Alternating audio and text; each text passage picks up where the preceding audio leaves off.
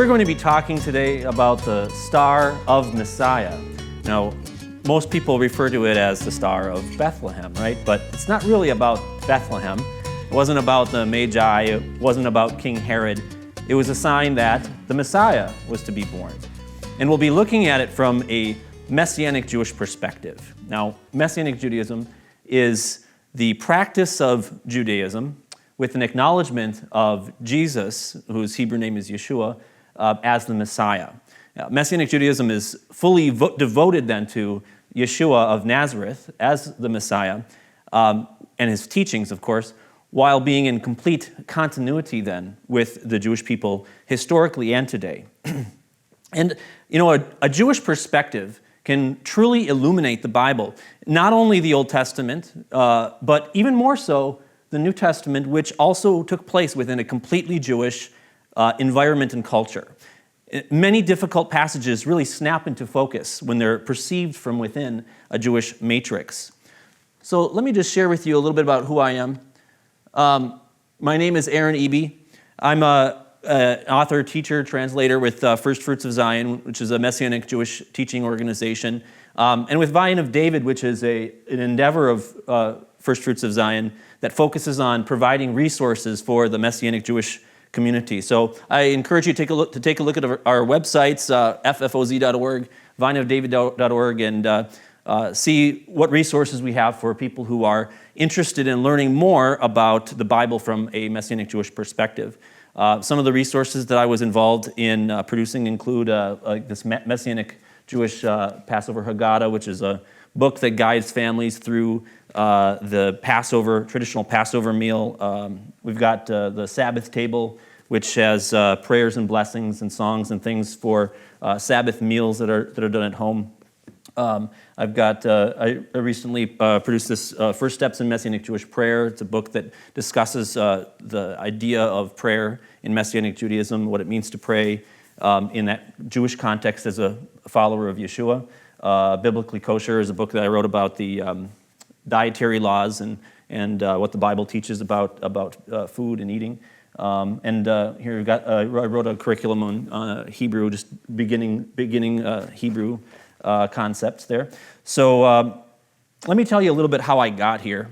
I have some Jewish family background, but I was not raised practicing Judaism. I was raised in a godly Christian home, but one that inspired a lot of critical thinking.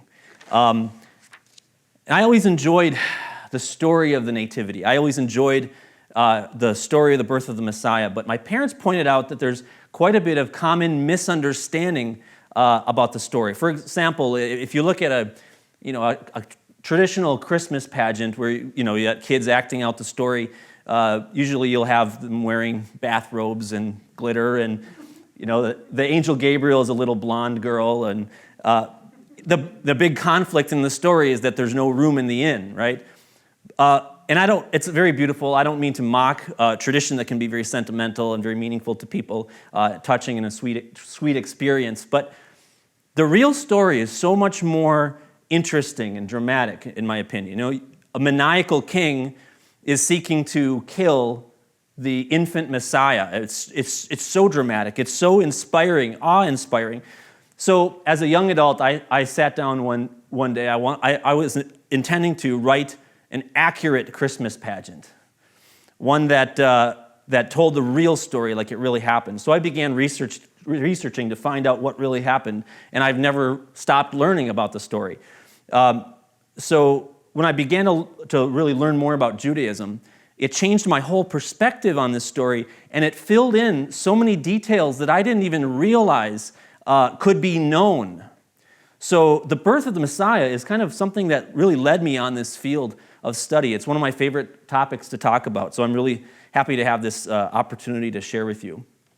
Well, let's talk about the goals of this presentation. One difficulty with this particular topic is that many of the experts in related fields of study don't even really believe there was a literal Star of Bethlehem. So these scholars can provide lots of good information because they're not invested in a particular religious tradition that will lead them to a foregone conclusion, but because of their lack of belief in a Star of Bethlehem, they're left with nothing to contribute in terms of its specific identity. And that creates this vacuum where there thrives an incredible amount of wild speculation and sensationalist pseudo-scholarship that ends up convincing quite a few people and spreading misinformation. And to be honest, I'm not really a fully qualified scholar either, especially in all the diverse disciplines that come to bear on this topic.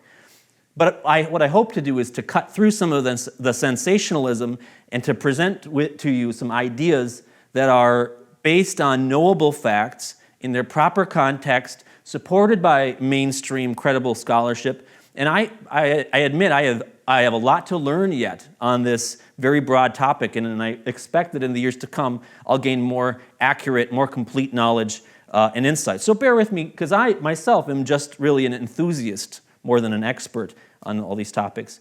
But the purpose of this presentation is not just to be scholarly, not just to pontificate or to think deep thoughts, but it's to understand the meaning of the Bible. To learn about the star is to learn about the message of the Messiah's coming. It's to learn about Yeshua. It's to learn about God's plan of redemption for the world. So in the course of this discussion, even if we don't come to some solid conclusions or arguments, we'll have spent our time speaking about the kingdom of God. And I feel like that in and of itself is worthwhile. Do you agree? Yeah. So I'd like to also apply what my colleague Daniel Lancaster has termed the macaroni principle. It's kind of a funny term, but it's a really important concept when it comes to Bible interpretation. Do you know the song Yankee Doodle went to town riding on a pony, stuck a feather in his hat, called it macaroni? What an odd thing to do, to put a feather in your hat and then refer to it as pasta. What does it even mean? It sounds like nonsense. It sounds like gobbledygook. But it actually has a meaning in its historical context. But if you don't know what that meaning is, you don't know what the context is, you might feel free to make something up. It was a custom in the 18th century for people to name their hat after their favorite food. And that's what led to the expression, "I'll eat my hat." Right. See, you're making the connections. So, if it were a religious song, if it were a religious text, we might have a split between denominations, with half of the people insisting that the hat actually became a noodle, and the other half insisting that it just symbolized a noodle. But the reality is both opinions would be wrong, because we're not talking about noodles at all. In order to understand this song, we have to look at the original context. We need to look at the original cultural, historical, religious, in this case, linguistic context. In this case, it's not religious. But, and when we do that, we find out that macaroni is an outlandish mid-18th century fashion style, and it looked like this. These were the fashionistas of Europe. They're sort of what you might call a metrosexual hipsters of the time. The song as we know it was originally used by the British to make fun of American colonials. The Yankee Doodle character is sort of a bumpkin who thinks that he's a member of the sophisticated fashion elite because he puts a feather in his hat.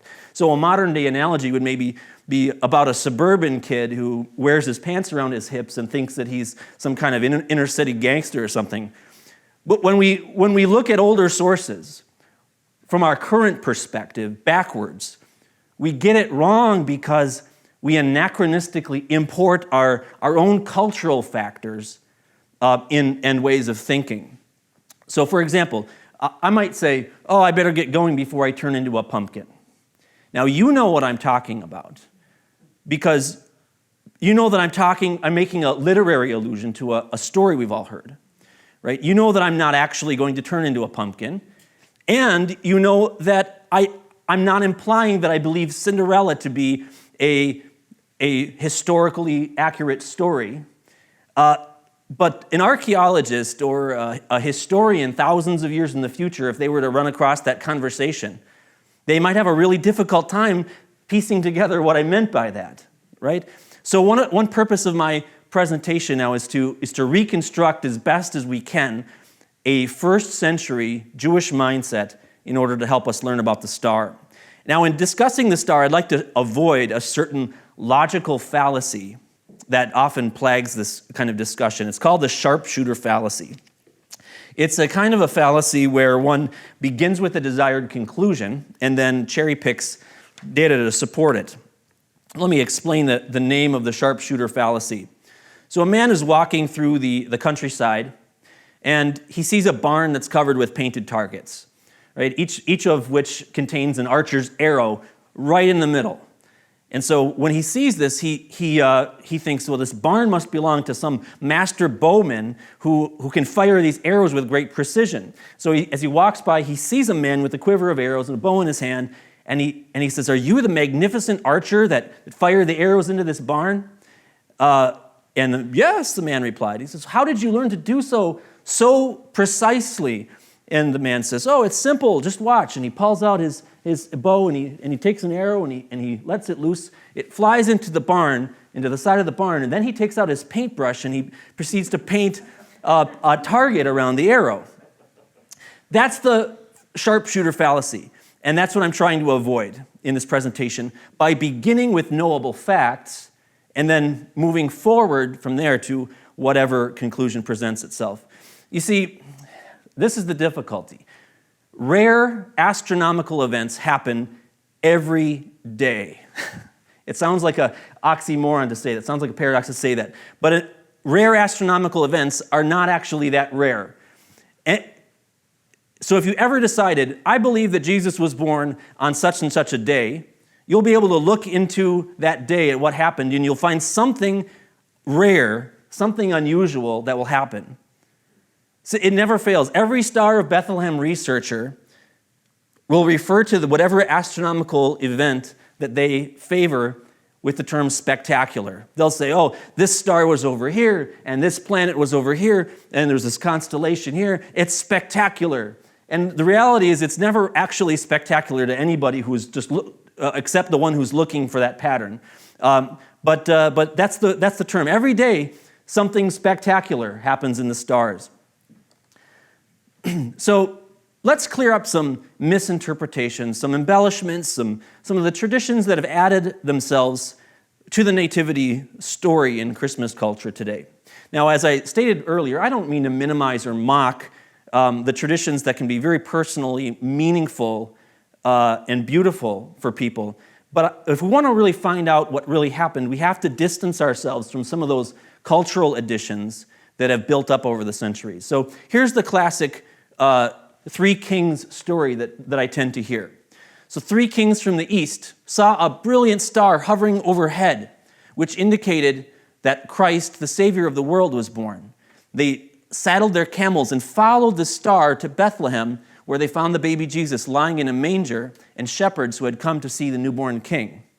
Now that story might sound very biblical, but there are several things in this story that the Bible does not say, which we have supplied. First of all, the Bible does not say that there were 3 wise men. The Bible doesn't say that the Magi were kings. It doesn't say that the Magi rode on camels.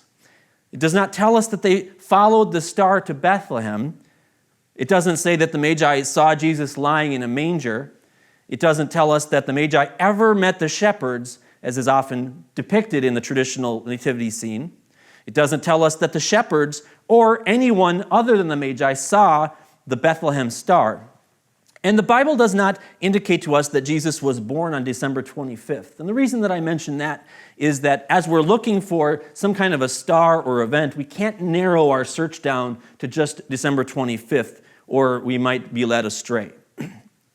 So although the customary nativity scene may have its own beauty, may have its own sentimental value, the true biblical story really is very touching, it's very inspiring, it's complex and beautiful, it's profoundly meaningful, and it's intensely dramatic. And so I hope that this presentation inspires you to look deeper into the true story. So where do we begin to learn the context of the Star of Messiah story. For example, what are the biblical sources that would have caused people to expect that the Messiah's coming would be announced by a star at all? Well, one of the best places I would think to look would be the Hebrew Scriptures, the Old Testament prophecies. Some of the verses that people bring up in this regard include the prophecy of Balaam. Now, the prophecy of Balaam in Numbers 24:17 says, I see him, but not now. I behold him, but not near. A star shall come out of Jacob, and a scepter shall rise out of Israel. It shall crush the forehead of Moab and break down all the sons of Sheth. Now, one might look at that and think, well, when we see a magnificent star, it must mean that the Messiah is born. And then we should search for him and worship him. But there are a few problems with interpreting this verse in that way. First of all, if you look closely at this verse, you'll see that this passage is not actually talking about a star. It's talking about a person. If the star that Balaam is talking about here is not heralding the Messiah is the star. I see him. A star shall come out of Jacob. So the Messiah is the star.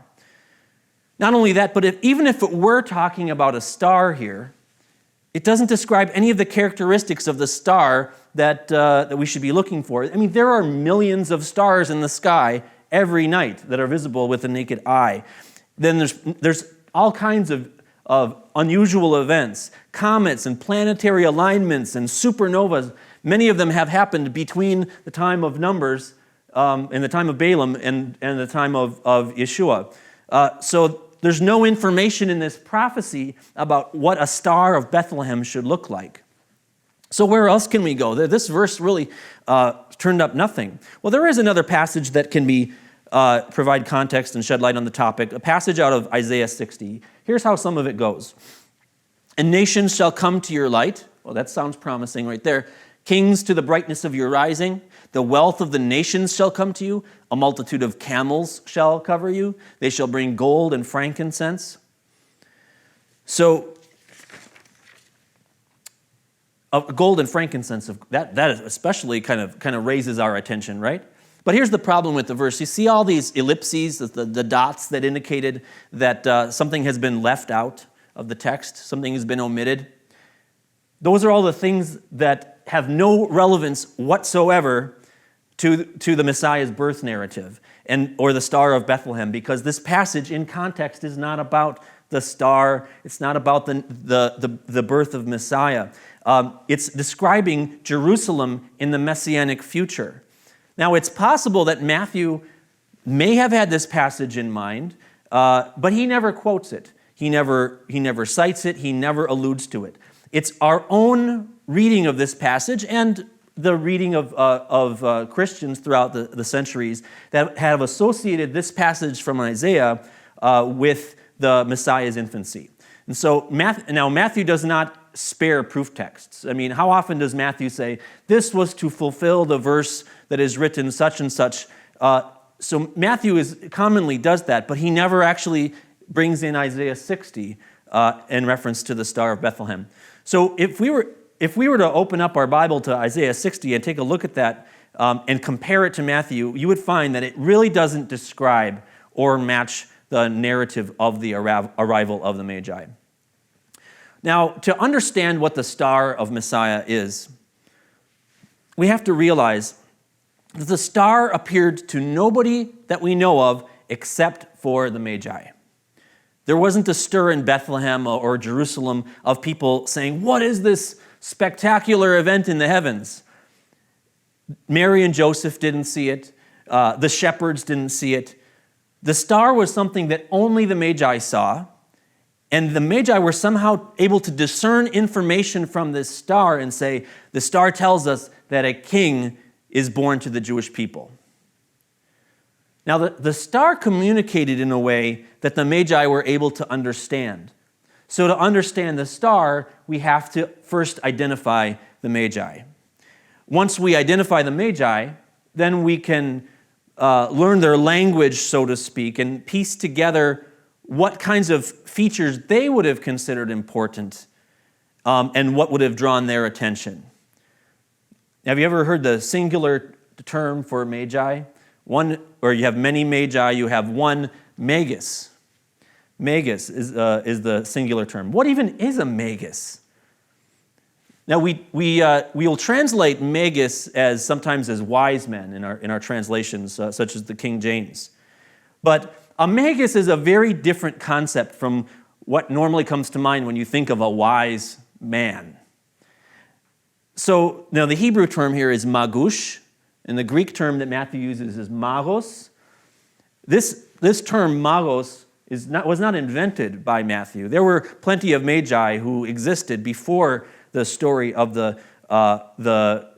before the time of the birth of Messiah, and before the ones who arrived in Bethlehem. The term originally referred to Zoroastrian priests.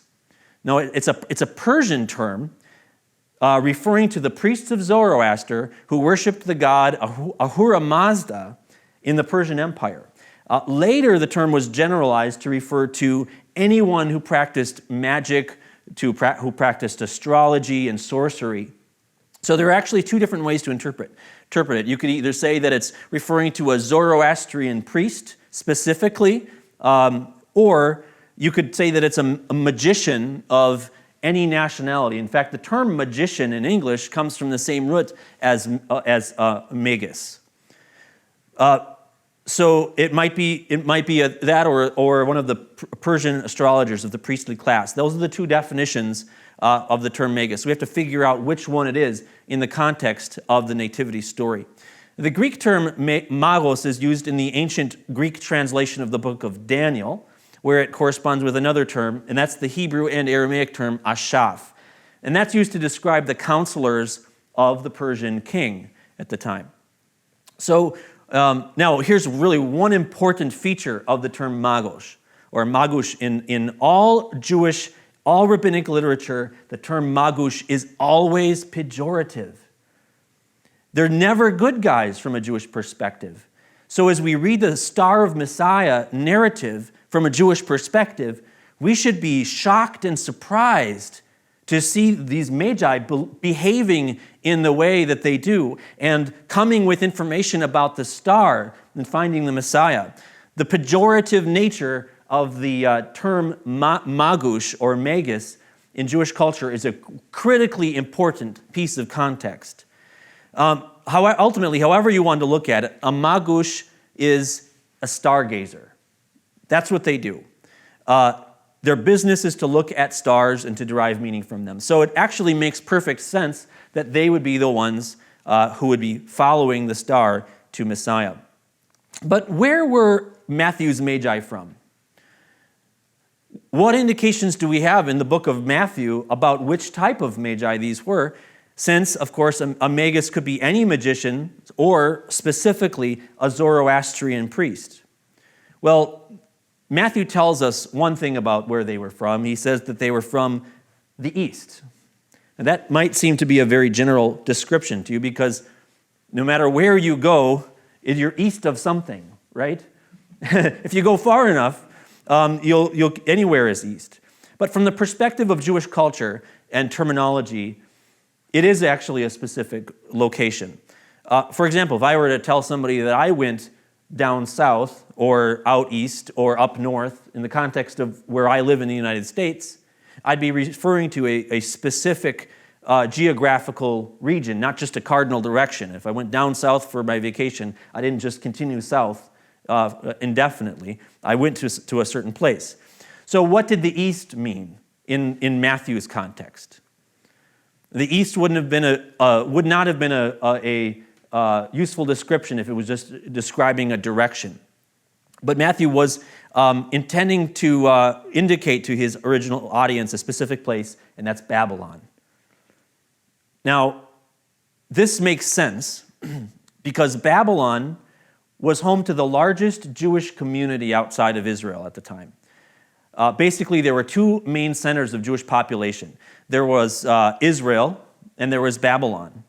Now, Babylon was the place where the Babylonian Talmud was composed. This is one of the most fundamental pieces of literature in Jewish history. So Babylon was a major location of Jewish scholarship and population. So just as Israel was called the West by ancient Jews, so the sages of the Talmud, when they referred to Israel, they would call it the West. Babylon was referred to as the East. Thus, when Matthew said they were from the East, without any qualification, he was referring to Babylon. Now, Babylon also makes good sense because it is the historical capital of astronomy or astrology. It represented the leading edge of human knowledge about the stars, the place where the experts could be found. So if astrology and astronomy were ancient man's technology, then Babylon was like Silicon Valley. So now we can understand Matthew's point about why he would say and indicate that they were from the East. He was demonstrating to us how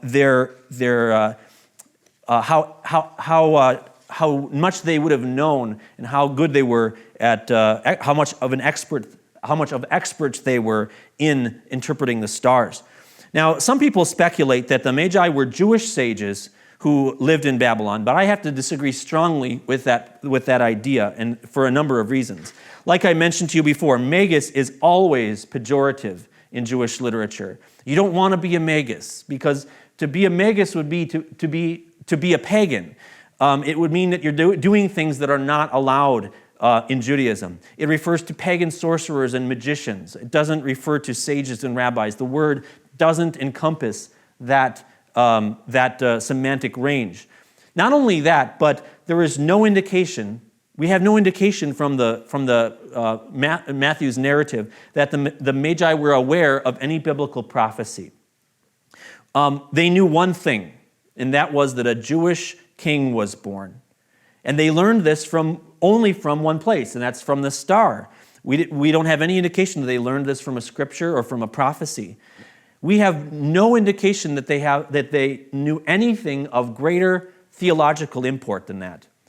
There's no indication that they knew that he was the Messiah even, or even what a Messiah was. All they sought was a new Jewish king, and you don't need scriptural prophecies to tell you that one king will ultimately pass a baton to another king. Now here's the kicker. Here is the clearest, most definitive reason that we know that these were not Jewish sages. Now, Herod's Jewishness was highly questionable. He was limited in his knowledge of Judaism. He was horribly wicked, having slaughtered dozens and dozens of the generation's leading rabbis and sages. If the Magi were rabbinic scholars who knew the scriptures, they would never have gone to Herod to find out where the Messiah was going to be born. They could not have been Jewish sages if they went to consult Herod. The Magi went to Herod specifically because they were on a political mission, not a religious one, and Herod was a political contact. Now, finally, these Gentile dignitaries coming as ambassadors from another nation to find this Jewish king is ultimately a fulfillment of prophecy. And Matthew was alluding to that. As we read about the visit of the Magi, our eyes should be open in wonder as we see these Gentiles bringing gifts to this Jewish king. One of the names of Messiah in Scripture is Shiloh. Right? The rabbis say that this word Shiloh is a compound term meaning they will bring him gifts. And they're not talking about Jews bringing him gifts. They're talking about members of the other nations. So it makes sense that Matthew would evoke these messianic expectations and show us that Gentiles specifically are coming and bringing gifts to the Messiah. So we can be certain that the Magi were Gentile stargazers from Babylon, not Jewish sages of any sort. Now, before we get too far into this, I'd like to give you a geographical tour. People often say that the Roman Empire at its peak conquered the entire known world. And that's actually not true. The Roman Empire did occupy a very vast, expansive land. You can see here from Portugal to the east, over to the land of Israel, here on the Portugal on the west, the land of Israel here on the eastern side of the Mediterranean, and even parts of the Arabian Peninsula. So it was really a massive empire, of course. But Babylon, the city of Babylon at that time, was not in the Roman Empire. Now, the Babylonian Empire had fallen long ago. Now, in the first century, Babylon was a city within another major world power that is known as the Parthian Empire, which for some reason we hear very little about in biblical studies. But Parthia was no small player. It was vast and powerful. It was on equal footing with Rome. It stretched from modern-day Turkey into Syria, Iraq, down to Kuwait, all across Iran, Turkmenistan, Afghanistan, and into Pakistan. And the area on the border, specifically here along the eastern Mediterranean Sea, or eastern coast of the Mediterranean Sea here, was an area of major battles and an ongoing war between Rome and Parthia over hundreds of years. Now, but what was Parthia exactly? What is that nation? What is that empire? Well, the Parthian Empire can be seen in some sense as a rebirth, a reboot, you could say, of the Persian Empire, which had fallen before to Alexander the Great. So it was under the rule of the Greeks. Now, Parthia was originally just a province in northeastern Iran, but then eventually it won its independence and then expanded its influence westward and southward. And so now in Jewish literature, when they describe Parthia or refer to Parthia, it's just understood to be Persia. They're referred to as the Persians. So the Magi were from Babylon, but they were Parthians. They were Persians living under the Parthian Empire, and their culture was a mix of Babylonian and Hellenistic and also Persian traditions. Well, the plot thickens. Once we know this about the Magi, we're able to discern a major dramatic component of the story that we may not have thought of before. Now, the nativity story is not Herod's debut, of course. This is just the very trailing end of his life that we're dealing with here. But Herod had been a major political figure in Jewish life now, in the life of Israel, already at this point for a long time.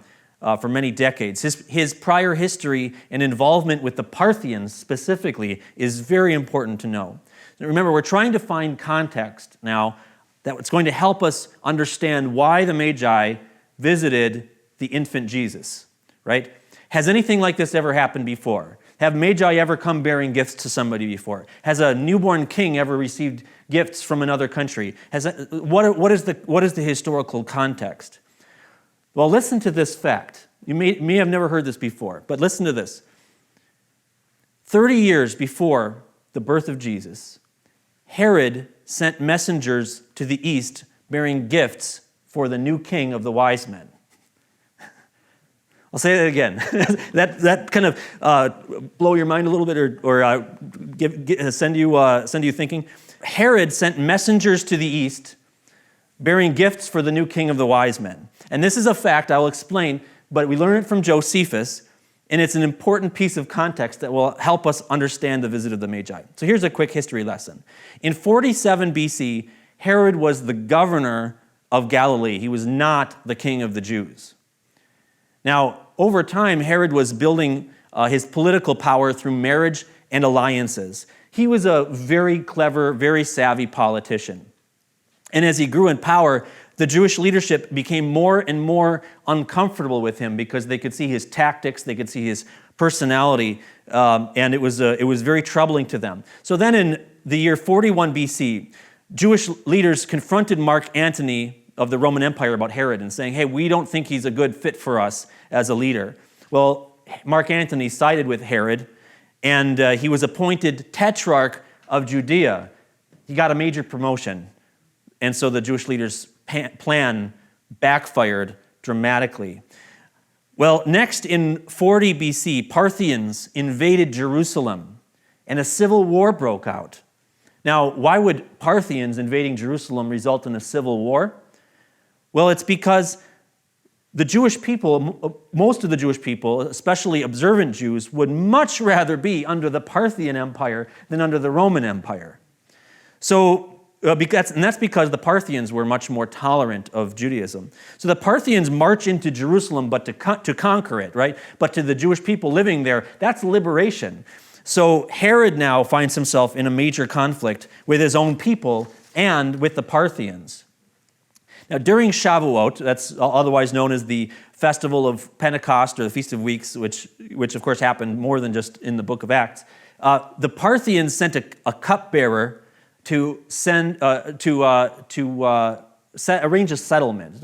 Let's arrange a truce. Let's have a treaty. Get all your leaders together. We'll shake hands. We'll be done with all this fighting. Well, Herod was suspicious about this meeting. He didn't show up. Well, it turns out he was right. It was a trap. The Parthians captured the other leaders and took them hostage and brought them into Parthian territory. Well, now Herod, he narrowly escaped that trap. Now he was running for his life with his family. He took refuge at Masada and then later at Petra. And this was a horrible, terrifying, traumatic experience for Herod as he's running for his life from the Parthians. Well, Herod eventually found his way to Rome and he sought help from Mark Antony and from Octavius, telling them that the Parthians have taken over. So they decided, that's all we need to know. You're getting another promotion. And that's when they declared him to be King of the Jews.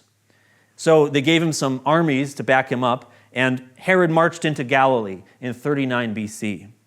Then in 38 BC, Herod was able to take control of Galilee. And then in 37 BC, Herod finally took control of Jerusalem from the Parthians. So can you see the dramatic relationship between Herod and the Parthians? And so as these Parthian magi are coming in an entourage coming to Herod's palace now, the memories that's going to evoke for him and the drama that's happening in the story. And you can see how that's important context. Now, at this point, Herod was afraid. After the Parthians had invaded and he had taken Jerusalem back. I mean, have you guys ever heard that before? That Parthia was ruling over Jerusalem. It's a really important piece of history that we hear very little about. But Herod was afraid that this was going to happen again. Why wouldn't it happen again? Right? It happened before. He knew that that the Parthians were very powerful. He knew that the land of Israel was on that borderland in between Parthia and Rome. It wasn't deep within the Roman Empire. It was the battleground. So Herod wasn't stupid. He knew that the Parthians very well might take Jerusalem. Now, of course, what is Herod going to do? He's called the King of the Jews, but he doesn't have the power to fight against the Parthians. He's just a provincial ruler. He really had no control about what would happen in another invasion. So what should he do? What would you do if you were Herod? Well, being a very clever politician, he sought positive diplomatic relations with the Parthians in the event that they took over. So in that case, if the Parthians were to take over, he'd be on the good side, and they would at least let him stay in charge. He would still get to be King of the Jews. He would retain his post. Well, just at this time, the king of Parthia that he had the rivalry with, that had been chasing him, all this stuff had happened, died. And a new king named Phraates took his place. So Herod wanted to get on his good side. Hey, let's put all this between us, behind us. Let's make peace. And so he sent gifts to the new king of Parthia to secure his friendship and to establish peace. So we can see Herod sent messengers bearing gifts to the east to the new king of the wise men. Now, let me share with you another important parallel we should know. In the 50s AD, so this is right around the time when the Gospels are being put in writing at this point, right? In the region of Armenia, that's this little nook right here, located, you could see, between Parthia and Rome. This was a region of major contention and upheaval, as you can imagine. So as an attempt to make peace, the Romans want control of this, but the Parthians, or the local people, don't want Romans ruling over them, foreigners ruling over them. So to make a deal, to make peace, a Parthian king named Tiridates took the throne in that area in Armenia. So Tiridates was not only Parthian, but Roman historians tell us that he was a magus. And so what he was required to do is he traveled with his entourage of fellow magi, and they made this 9-month trek along the northern coast of the Mediterranean Sea to Rome, where he needed to come and pay homage to Nero, the emperor, who then crowned him and confirmed his legitimacy. You can imagine him walking into this grand forum with soldiers on every side, and he has to come and kneel down before Nero. Another important example of magi traveling and paying homage that happened right around the same time. Now, here's a difficulty that maybe you have felt so already in relating relating to this story of the star. I've been talking about this concept of astrology here. The Magi were astrologers. See, that is exactly what Magi are. That's what they do. Now, some people encounter cognitive dissonance with this idea that pagan astrology could somehow lead people to the true Messiah, or that God could use something so impure to accomplish such a pure purpose.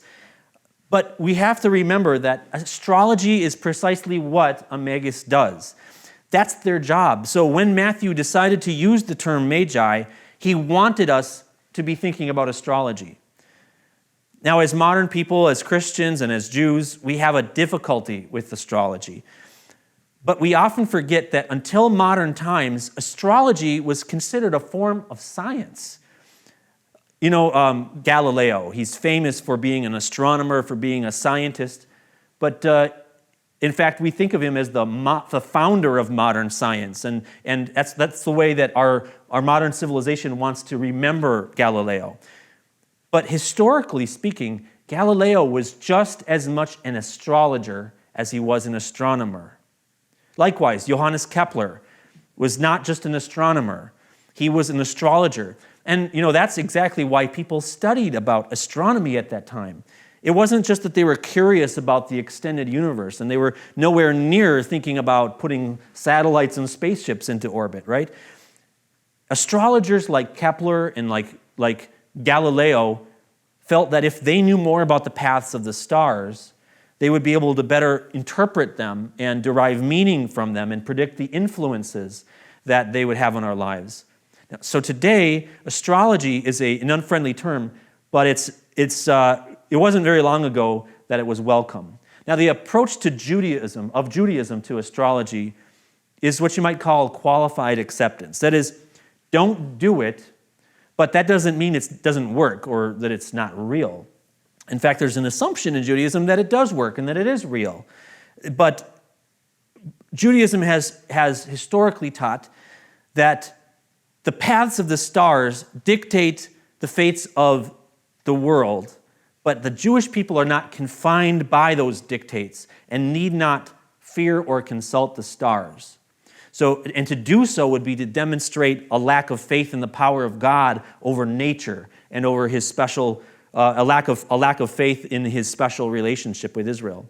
So it's interesting. Judaism has historically categorized astrology as a type of naturalism rather than a type of spiritualism. Nowadays, we think of it as relating to this kooky, superstitious spiritualism. But but it's historically been categorized as naturalism. So as a modern modern parallel, imagine you've got somebody who has their DNA analyzed. And they might find out that they have a tendency toward a gene that gives them a certain tendency toward criminal behavior or something like that. And they think that that's their fate, that's their destiny. They can't get around it. Judaism would say, hey, listen, you're more than your DNA. Your life is not fatalistically determined by your chemical makeup. So that was the sense in which Judaism rejected astrology. You're not fatalistically bound to your star signs. So not only that, we need to remember astrology makes sense in this story because it was very important to the Greco-Roman world, and it was important to the Near East. It was important to Persia. It was important to Babylon. So it is the cultural context. But what do I mean when I say astrology?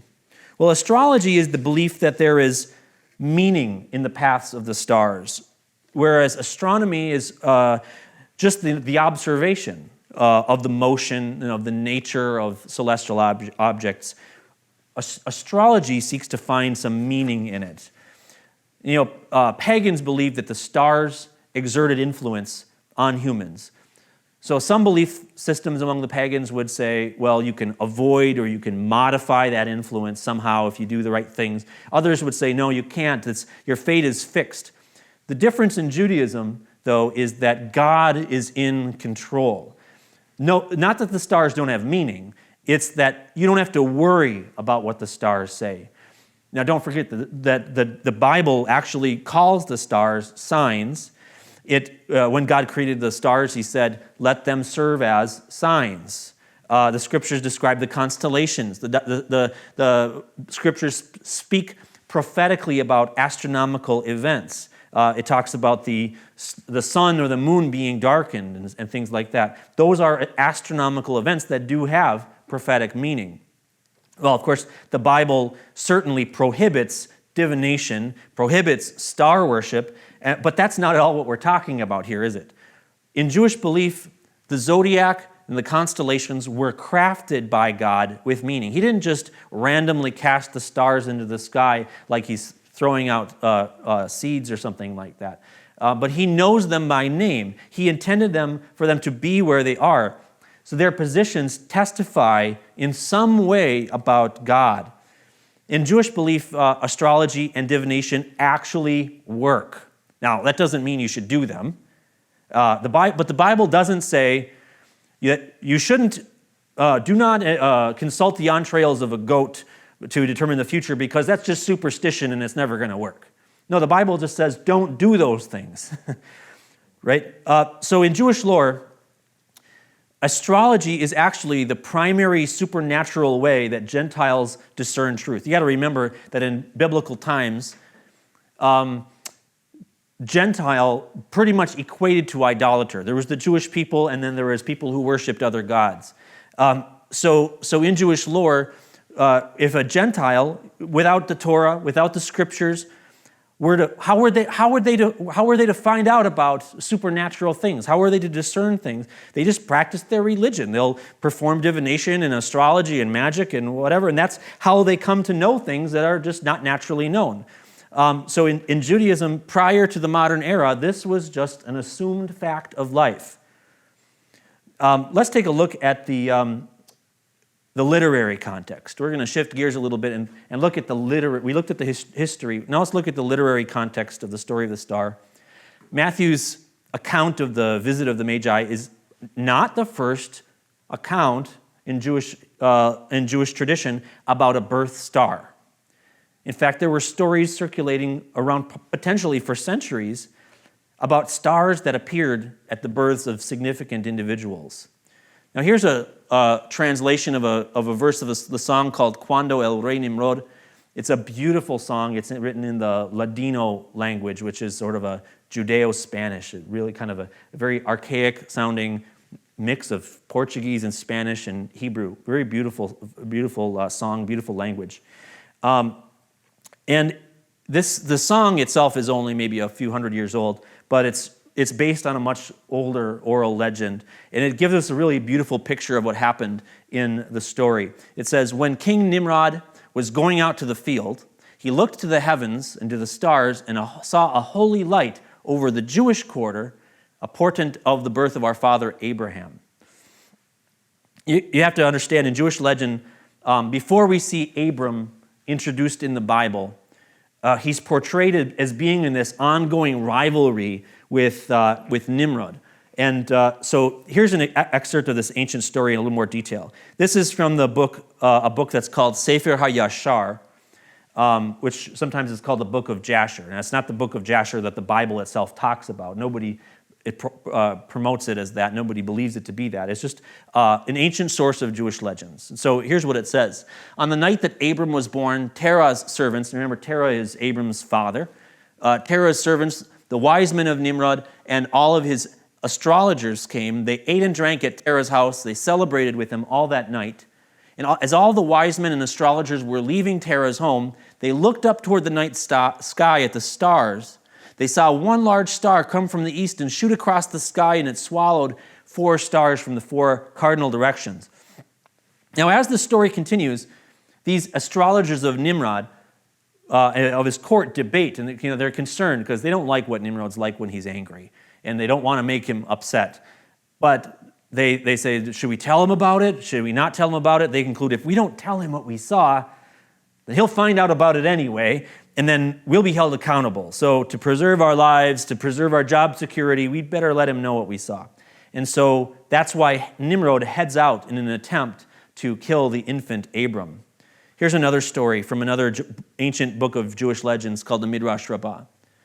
Pharaoh's astrologers told him, the Redeemer of Israel has been conceived by his mother, but we are uncertain whether he is an Israelite or an Egyptian. Pharaoh immediately stood before all the Egyptians and said, give me your sons for 9 months. He's speaking to the Egyptians because the Redeemer might potentially be an Egyptian, according to his astrologers. Give me your sons for 9 months so that I may throw them into the Nile. And that explains why it's written in the Bible, every son that is born you shall throw into the Nile. It does not say every son of an Israelite, but every son, whether Jewish or Egyptian. So the sages were reading the scriptures, and they see how Pharaoh says, every son should be thrown into the Nile, not saying that it has to be Jewish kids.